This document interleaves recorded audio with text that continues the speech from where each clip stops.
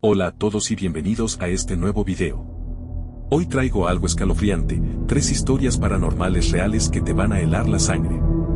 Prepárate para sumergirte en lo más oscuro y perturbador, porque lo que vas a escuchar no es apto para personas sensibles. Antes de empezar, te invito a suscribirte y activar la campanita para no perderte ningún nuevo relato misterioso. Además, si quieres que esta comunidad siga creciendo, deja tu like y comparte el video. Ahora sí. Apaga las luces, sube el volumen y acompáñame en este viaje hacia lo inexplicable. El visitante del hospital abandonado. Todo comenzó una noche fría de otoño, cuando 4 amigos, Laura, Iván, Sergio y Marcos, apasionados por lo paranormal y la exploración urbana, decidieron aventurarse en uno de los lugares más temidos de su ciudad, el Hospital Psiquiátrico San Gabriel, abandonado desde hacía más de 3 décadas. El lugar, cargado de historias oscuras, había sido escenario de múltiples tragedias, suicidios, abusos y tratamientos extremos que, según rumores, terminaron en muertes encubiertas. Nada más cruzar la verja oxidada, el ambiente cambió. El aire era denso, el silencio casi asfixiante, interrumpido solo por el crujido de las hojas bajo sus pies. Armados con linternas, cámaras nocturnas y grabadoras de audio, comenzaron a documentar cada rincón. La primera señal ocurrió en el vestíbulo principal. Mientras Iván enfocaba la cámara hacia una vieja silla de ruedas volcada, un sonido metálico resonó desde el fondo del pasillo. Probablemente una rata, dijo Sergio para tranquilizar al grupo. Pero Laura, que siempre había sido la más sensible, ya estaba inquieta. Al avanzar hacia la sala de electroshock, el epicentro de las leyendas, la temperatura bajó abruptamente. La cámara térmica captó una silueta vaga, que parecía moverse en círculos. La grabadora registró un murmullo inteligible, algo que solo pudieron descifrar más tarde en la edición: no deberían estar aquí. Fue entonces cuando la primera manifestación física ocurrió. Una camilla antigua, estacionada junto a la pared, se movió bruscamente, chocando contra la puerta y haciéndole soltar un grito ahogado. Marcos intentó racionalizarlo: esto está podrido, puede haberse deslizado sola. Pero todos sabían que no era así. Decidieron seguir explorando, empujados tanto por la adrenalina como por la presión de sus seguidores online que esperaban contenido genuino. Llegaron al ala norte, donde, según las leyendas, se encontraba la Sala Roja, un lugar del que muchos pacientes no regresaban. La puerta estaba cerrada con una cadena oxidada, pero mientras grababan una toma cercana, la cadena simplemente cayó al suelo, como si algo invisible la hubiera soltado. Cuando por fin entraron, la atmósfera cambió por completo, el aire olía a óxido y a algo más, algo podrido. De repente, Laura comenzó a llorar sin razón aparente, diciendo que escuchaba voces que la llamaban por su nombre.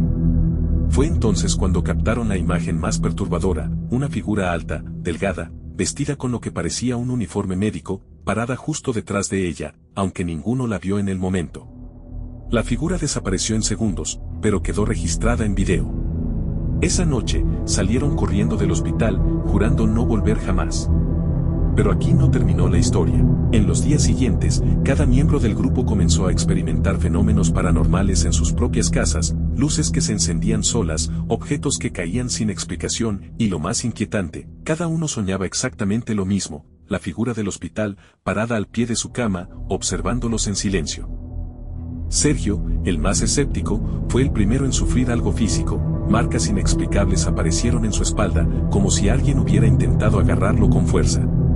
Marcos, por su parte, comenzó a recibir llamadas de números desconocidos donde solo se escuchaba una respiración pesada.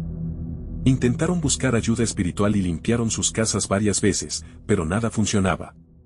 Lo más perturbador ocurrió un mes después. Marcos desapareció misteriosamente una noche. La policía encontró su casa vacía, pero en la cámara de seguridad de su sala quedó grabado algo escalofriante: Marcos saliendo de su habitación, en estado de trance, siguiendo a una figura negra que solo se veía parcialmente en el video. Nunca más se supo de él. El resto del grupo abandonó la exploración paranormal, pero aseguran que la presencia que trajeron de ese hospital sigue rondándolos, acechando en las sombras, y a veces, en los reflejos. El niño detrás del espejo. Lucía era una joven estudiante de arte que, tras independizarse, se mudó a un antiguo departamento en el centro de la ciudad. El lugar tenía un aire clásico, con molduras altas y suelos de madera crujiente, pero lo que más le llamó la atención fue un espejo enorme que encontró olvidado en el armario. Tenía un marco de madera tallada con símbolos extraños y estaba cubierto por una manta polvorienta. Al principio pensó que sería perfecto para decorar su habitación, sin imaginar la pesadilla que estaba a punto de desatar. Las primeras noches fueron tranquilas, pero pronto empezó a notar detalles inquietantes, reflejos que no coincidían, sombras fugaces y la sensación constante de que alguien la observaba. Una madrugada, al pasar al baño, vio algo que la paralizó, un niño pequeño, de unos 6 años, parado justo detrás de ella en el espejo. Llevaba un pijama antiguo y tenía una expresión completamente inexpresiva. Pensó que era un sueño, hasta que volvió a verlo la noche siguiente. Asustada, intentó ignorarlo, pero los fenómenos comenzaron a intensificarse, sus objetos personales aparecían movidos, las puertas se abrían solas y, lo más aterrador, encontró pequeños dibujos infantiles en las paredes, hechos con lo que parecía ser tiza o algo más oscuro. Un día, harta de la situación, intentó deshacerse del espejo. Lo sacó al contenedor más lejano, pero al volver a casa, lo encontró de nuevo colgado en su pared. Este ciclo se repitió varias veces, cada vez más desesperante. Consultó a su casero, quien le confesó que ninguna de las anteriores inquilinas había durado más de 3 meses en ese apartamento, siempre terminaban abandonándolo sin dar explicaciones claras. Lucía decidió investigar la historia del edificio y descubrió algo aterrador. En los años 70, un niño llamado Mateo había muerto en ese apartamento tras caer desde la ventana mientras jugaba, justo en la habitación donde ahora estaba el espejo. Lo más inquietante era que el niño había sido encontrado sosteniendo un pequeño espejo de mano. Desesperada, Lucía contactó a un médium. El hombre, apenas entrar, se quedó paralizado. No es un espíritu cualquiera, dijo con voz grave. Este niño no busca consuelo, está atrapado, y quiere arrastrar a alguien más con él. Esa noche hicieron un ritual para intentar liberar el espíritu. Todo parecía ir bien hasta que el médium comenzó a convulsionar y a gritar el nombre de Lucía repetidamente. Al terminar, le advirtió, el espejo está marcado, lo lleves donde lo lleves, él encontrará la forma de regresar. Lucía decidió abandonar el apartamento, dejando todo atrás, pero lo que vino después fue aún más perturbador. A la semana siguiente, se mudó a casa de su hermana, intentando empezar de cero. Pero una noche, al entrar en su nueva habitación, sintió un escalofrío recorrerle la espalda. Sobre la cómoda, estaba el mismo espejo, perfectamente colocado, y en él, el niño, mirándola fijamente, con una sonrisa macabra por primera vez. Desde entonces, Lucía ha intentado mudarse múltiples veces, ha roto el espejo en 1000 pedazos, lo ha quemado, pero siempre reaparece entero, en su nueva casa, y con cada mudanza, el espíritu parece volverse más agresivo. Esta vez no solo se limita a aparecer en reflejos, sino que ha comenzado a manifestarse físicamente, arrastrando objetos y dejando marcas en su piel mientras duerme. Hoy, Lucía vive con miedo constante. Dice que ya no huye porque ha comprendido algo aterrador, no es ella la que está atrapada en el apartamento, es el espíritu el que está atado a ella. La llamada desde la tumba. Pedro y Andrés eran amigos inseparables desde la infancia. Compartían todo, secretos, viajes y sueños. Un lazo tan fuerte que decían que nada podría romperlo, hasta el trágico accidente. Una noche lluviosa, Andrés sufrió un choque fatal cuando volvía a casa desde una fiesta. Pedro, devastado, no podía aceptar su muerte repentina. La sensación de vacío era abrumadora, y durante semanas, Pedro se aisló, obsesionado con la idea de que todo había sido un error. Pero lo que parecía un duelo normal pronto se transformó en algo mucho más oscuro. 3 días después del entierro, Pedro recibió la primera llamada. Eran casi las 3 de la madrugada. En la pantalla aparecía el nombre de Andrés.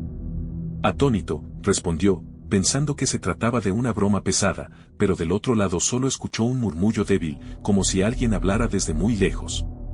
Distinguió claramente, Pedro, ayúdame. La llamada se cortó abruptamente. Intentó devolver la llamada, pero el número estaba desconectado. Aunque intentó convencerse de que era producto de su mente afectada por el duelo, en el fondo sentía algo más, un pedido real de auxilio. Las llamadas comenzaron a repetirse, siempre a la misma hora, siempre desde el número de Andrés. A veces eran susurros, otras, gritos desgarradores pidiendo que lo ayudara a salir de algún lugar oscuro. Lo más escalofriante fue una noche en la que Pedro escuchó claramente, me enterraron vivo. Destrozado y desesperado, Pedro decidió investigar la muerte de su amigo más a fondo. Habló con los forenses, revisó informes policiales y llegó incluso a sobornar a un trabajador del cementerio para que le permitiera abrir la tumba clandestinamente. Lo que encontró fue una auténtica pesadilla. El ataúd de Andrés mostraba marcas violentas por dentro.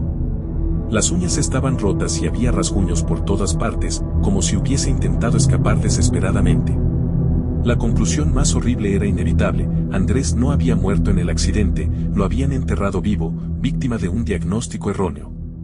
Pedro, cargado de culpa y rabia, denunció a las autoridades, pero nunca se llegó a una resolución oficial. Sin embargo, lo más inquietante fue que las llamadas no cesaron. Cada aniversario de la muerte de Andrés, Pedro recibía una nueva llamada, pero con un tono diferente. Ya no eran pedidos de ayuda, sino advertencias. La voz se había vuelto más sombría y decía cosas como: pronto vendrás conmigo, o tu tiempo se acaba, Pedro. Intentando liberarse, Pedro acudió a todo tipo de expertos, espiritistas, sacerdotes y médiums. Cada uno le daba un diagnóstico distinto, pero todos coincidían en algo: el lazo entre Pedro y Andrés había trascendido la muerte, y la deuda no estaba saldada. Las manifestaciones físicas comenzaron poco después. Pedro empezó a ver sombras reflejadas en espejos, sentir toques helados en la noche y despertarse con hematomas inexplicables. Incluso grabó psicofonías en su casa donde se escuchaba claramente la voz de Andrés repitiendo su nombre. Un día, tras una intensa sesión de espiritismo, uno de los médiums le advirtió: el vínculo es demasiado fuerte, si no encuentras la manera de romperlo, él vendrá a buscarte. Pedro decidió entonces dejar todo atrás, cambió de ciudad, de número de teléfono y hasta su identidad. Durante un tiempo, pareció funcionar. Las llamadas cesaron, los fenómenos paranormales desaparecieron y Pedro creyó que había logrado escapar. Pero hace 6 meses, en la madrugada de su cumpleaños, recibió un mensaje en su nuevo teléfono. Era un audio, y la voz era inconfundible: te dije que no podías huir, Pedro. Nos veremos pronto. Desde entonces, vive esperando el momento inevitable. Cada noche, al acostarse, teme recibir la última llamada, la que lo lleve finalmente a reunirse con su amigo, al otro lado. Y hasta aquí las historias de hoy. ¿Te atreves a dormir tranquilo esta noche después de escuchar esto? Déjame en los comentarios cuál fue la historia que más te impactó, y si tienes alguna experiencia paranormal, compártela para incluirla en próximos videos. Recuerda suscribirte si te gustan las historias de terror y misterio, y activar la campanita para no perderte nada. Nos vemos muy pronto con más relatos que desafían la lógica. Hasta entonces, mantente alerta, porque nunca sabes qué puede estar acechando en la oscuridad.